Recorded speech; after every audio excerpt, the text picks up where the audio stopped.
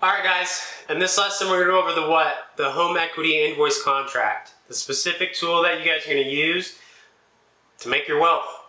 So instead of mainly the story, we're getting directly into the tool. So we'll go directly into the lesson and just go detail by detail with that so that we know exactly what we're going through and there's no room for any question or errors when using this. You'll use it every time. So the goal is to define the equity contracts and break down the key components for legal considerations for the different users, contractors and homeowners. So mainly we're going to go into a deep understanding of exactly the structure and the details of the equity contract and how it empowers both contractor and homeowner. So let's get straight to it. So a definition of the equity contract. An equity contract is a specialized agreement that converts the monetary value of a contractor's normal invoice into a percentage of the home's value.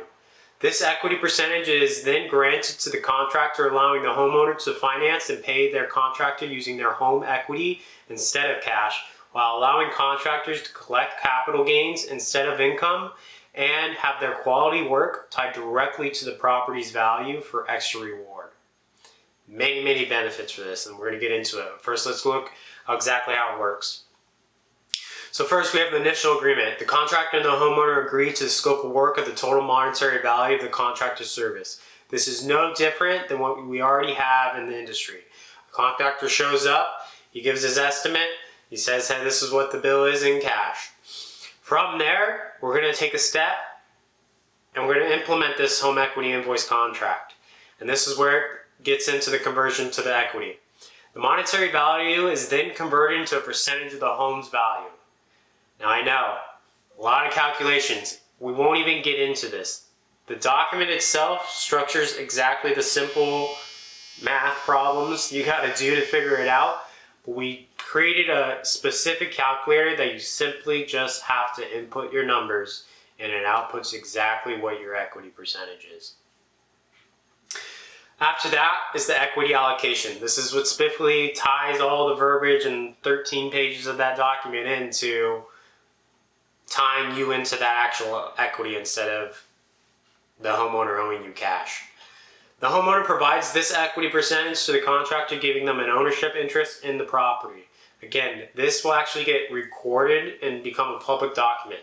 Your current invoice contract is just a business-to-business invoice. It's as good as a JV with investors. If you're an investor, something similar like this would be something like a JV. Again, a JV has a lot more implication because you're tying him to your business.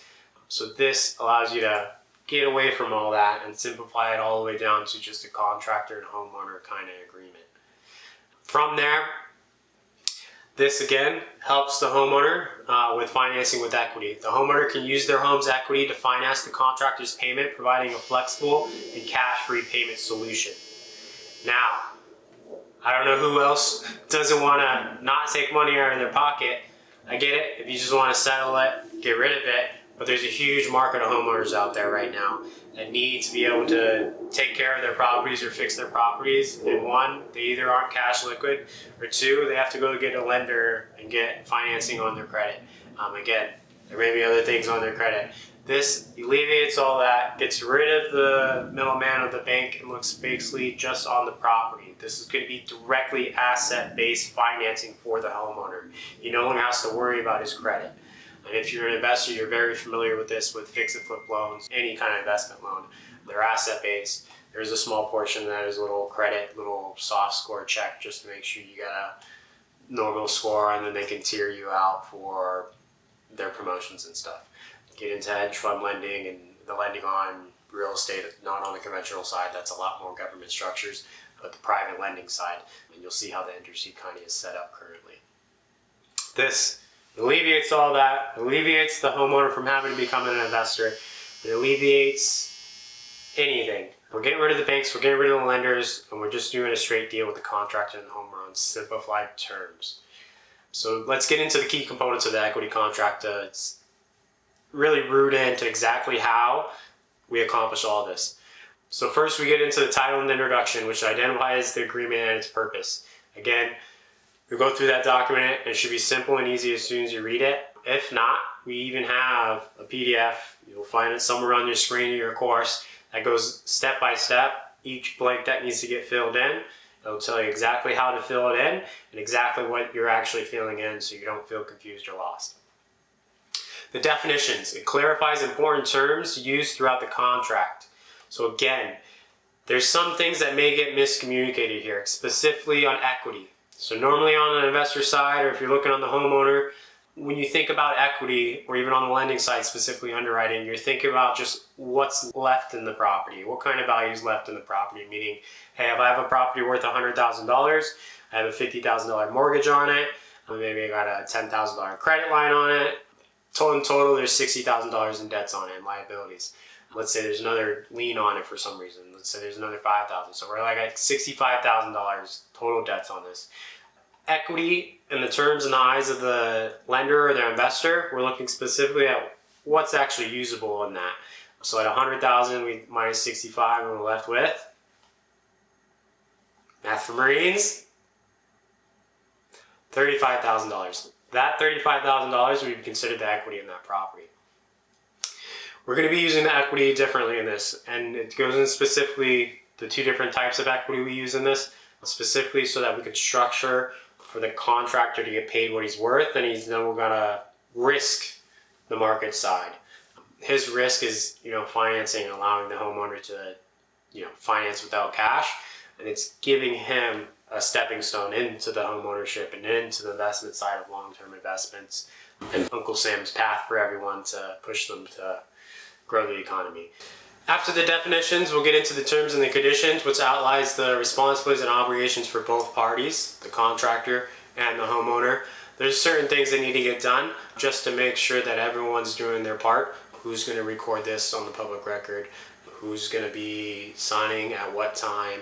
Who's going to be, quality checking to make sure the job's actually getting done and making sure that, hey, nothing's fully secured until there's that actual complete job for the homeowner.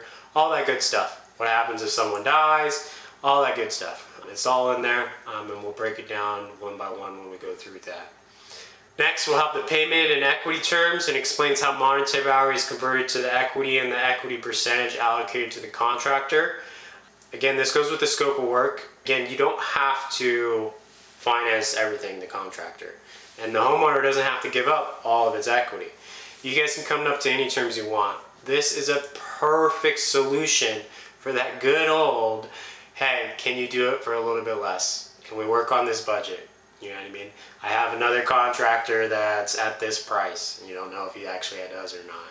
This is going to solve that solution for both sides, because it's going to give flexibility for each other's needs. If I just need the liquidity and I'm fine paying you the extra money, and I'd rather actually pay you the extra money so that I know I'm getting quality work, but if I don't have the budget or the cash flow or the liquidity right now, even though it's tied up into my properties, we unlock that without having to go to a lender or a bank and take a month and a whole bunch of other rest stuff. This can happen now in simple terms between the contractor and homeowner.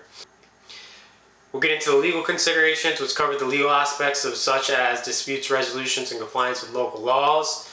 The termination clauses describes conditions on when the contract can be terminated, i.e. death of someone, violations of whatever's in the contract. And then we have the appendixes, which is the additional information or documents relevant to the contract. This will go through other little small things just to structure this for both contractor and homeowner. This will include things like your scope of work, completion of work, and all good stuff like that. So now let's get into the benefits for the contractor and the homeowners. So first we'll look at the contractors. Contractors secure a stake in the property's value, potentially yielding long-term financial gains, and also aligns with the contractor's interests with the homeowners, fostering stronger relationships. Meaning that now I can get more clients, I can get lifetime clients instead of just a one-time client. Who do you think they're going to call back out after I've done one thing of their renovation? Probably me, since I'm already tied to the property, instead of trying to bring in more people. For the homeowner, instead of paying for cash up front, homeowners can leverage the home's equity to finance the contractor's payment, providing more flexibility and financial convenience. Again, investors and homeowners, everyone loves to be cash rich. Everyone wants that little savings. No one wants to even dip in the savings to do renovations or do something like an investment. Common challenges and solutions. Like any financial agreement, equity contractors come with challenges, and here are some potential issues and solutions with this. So I'm not saying that no one can go out and do their own equity contract. They can. You can do any agreement that you want with someone. The value is these challenges and pain points and solutions that I have experienced in my life through the many different industries: contractor, investor, homeowner, creative financing. Those challenges are usually the little hidden unknowns that pop up and get people. It's the things that shut businesses down. It's the things that people go bankrupt on. It's things that make investments go upside down. What I provide in my equity contract to everyone under the WealthTradie is, again, all of these pain points and challenge solutions that may happen solved beforehand instead of having to solve them afterwards. This frees up a lot of everyone's time and worry about anything because it's structured to where it's taken care of already and you know exactly what to do and each responsibilities for both parties of whatever happens. So let's look at the challenges. Value disagreements. The solution for this, we're going to use an independent appraiser to determine the home's value, or a licensed real estate agent competitive market analysis, which is called a CMA. This may need to be paid for depending on your network of people. There's many ways to get this for free if you're fostering a relationship with a real estate agent or an appraiser. But we'll even break it down to how investors do it. Investors don't have any of those licenses, but they do it every day and they do it 10 times better than most of those appraisers and real estate agents in the first place. So I'll give you the specific software and tools how to do it on your own. Challenges: legal complexities. Solution is to consult a legal expert to ensure all clauses comply with local laws. Now this is if you're going to be doing it on yourself. I have already taken the liberty to do this for you guys. This contract has been drafted by an attorney. We've drafted and created this to appeal to nationwide. Please speak to your local attorney if you're looking for specific hard details on everything, just to make sure there's no little county or little town ordinances that may do whatever. This all will have to go through a title company when you submit it for public record. They will overlook this and they will at that time say, hey, you may need this little portion into it, you may need that little portion into it. At any time, just contact us and we'll confirm and can deny that, or we'll work with your attorney directly to help you guys out and figure out what your state or town law or county ordinances specifically wants and needs.